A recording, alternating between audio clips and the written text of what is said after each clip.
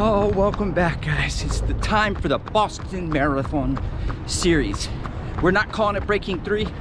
We're not calling it breaking 250. We're not breaking anything. We're just, I'm gonna run this race by effort, but I still wanna shoot some content.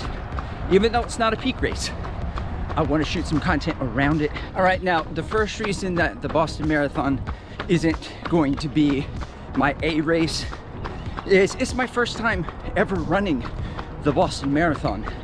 And the first time you do anything, you kind of have to work through some suck, no matter what it is. You know, learn to play the flute, you're gonna suck.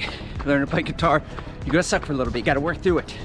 And the odds that I'm going to run and pace the Boston Marathon perfectly or really well my first time out, not likely. So I have another race on the calendar, the SATX Marathon, San Antonio zone in December. That one's going to be in my backyard, and I'll be able to run pieces of the course in training.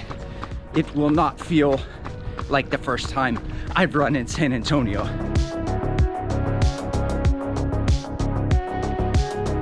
All right, now the second reason why Boston is not going to be my A race, thinking in terms of why most people don't run Boston as their A race, it's not flat and fast. There's lots of hills, rolly terrain, but that's not it. That's not why it's not going to be my A race.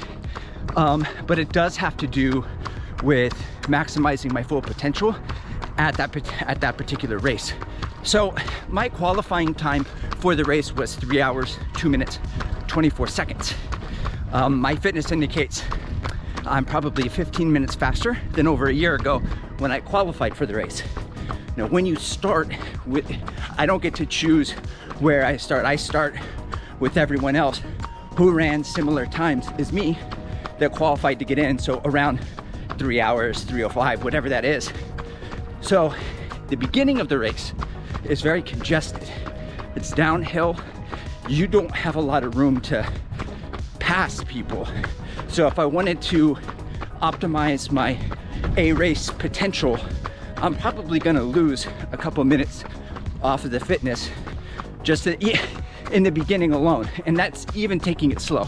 That's not like overcooking it on the downhills. I'm saying like 650 pace is sub 3, and I'm more around 620, and we're gonna see. We're gonna see in this long run, because I'm gonna run marathon pace effort back, and I'm gonna do it downhill because I'm training the quads. By the way, guys, these easy miles, they don't have a particular pace. They're just effort, like 4 out of 10, just cruising. I think overall, I have run over 7 miles, 7 1/4 at a 7:51 a minute a mile pace. I don't know what that is in kilometers. I'll say 454. I know we just make shit up around here. In midlife, we're just making it all up. Don't forget to subscribe for more fake news.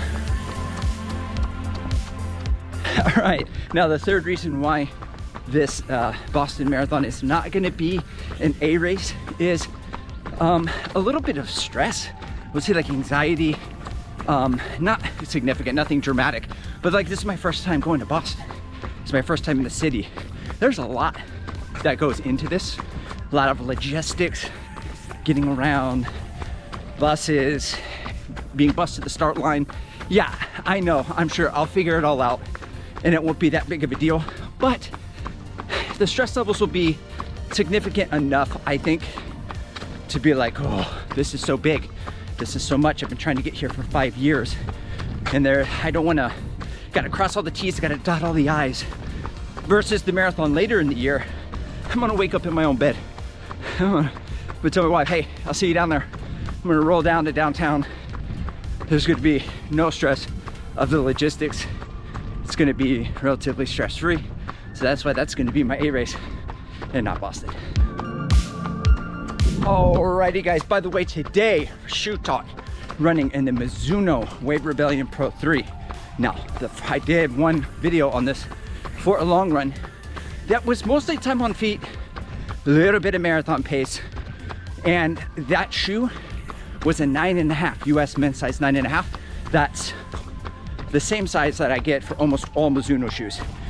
The Neo Vista, Wave Rebellion Pro 2, the Flash 2, and they all fit perfectly, except in 2025, Mizuno has fixed their sizing issues. The Neo Zen was a little bit long, and then as I thought about it, I put the Wave Rebellion Pro 3 on again. I was like, you know what? This is a little bit long. It is a race shoe. I wonder what it would be like on its regular size. So Mizuno was kind enough to send me shoes in size 9, and it is different.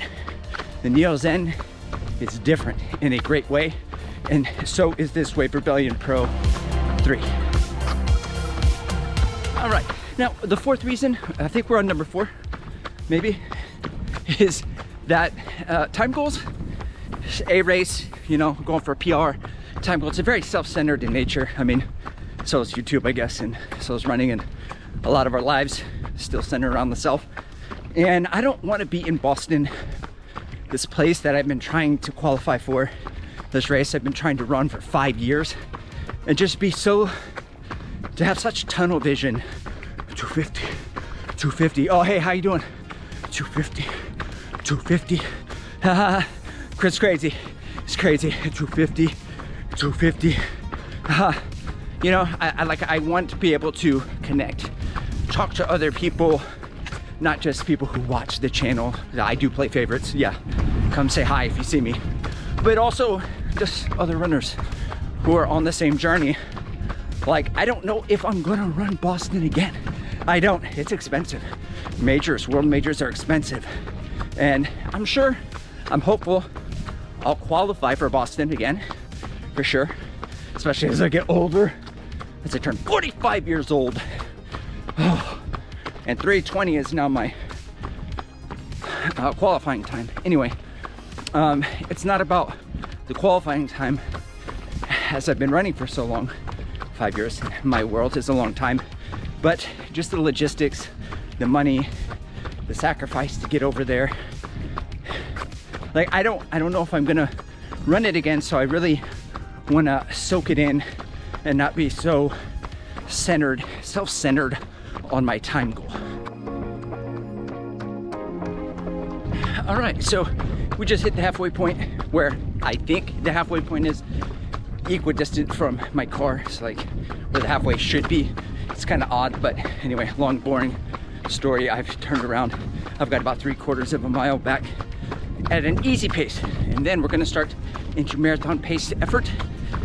Take a gel, we'll see. Now, the gels I brought for all you marathon training nerds, like one Morton, one UCAN, one Go Gel, and one Goo. I also brought some Precision Fuel and Hydration carb mix. I think there's maybe 30 grams. Trying to get the body ready to take on a lot of fuel. I will say this 16-mile long run and last week's 16 miles feels like a lot there for the first 2 like longer long runs, I guess. Qualifying long runs. And I'm like, oh man, it's already been 8 miles. That's it. Which is crazy because like in 6 weeks, after some 20 and 22 milers, this is gonna feel like nothing. Like, oh, I just did a little warm up. Not coming up on 9 miles. It's crazy how that happens. Crazy. That's crazy, bro. That's crazy. All right, now I would say maybe the last reason that Boston is not gonna be an A race. This kind of piggybacks off of the other idea that I had. God, this sounds like a business, like a Zoom call. Yeah, we're gonna put a pin on that when we return. Piggybacking off of what Midlife Runner said about it being Boston and not being able to run the course really well for the first time.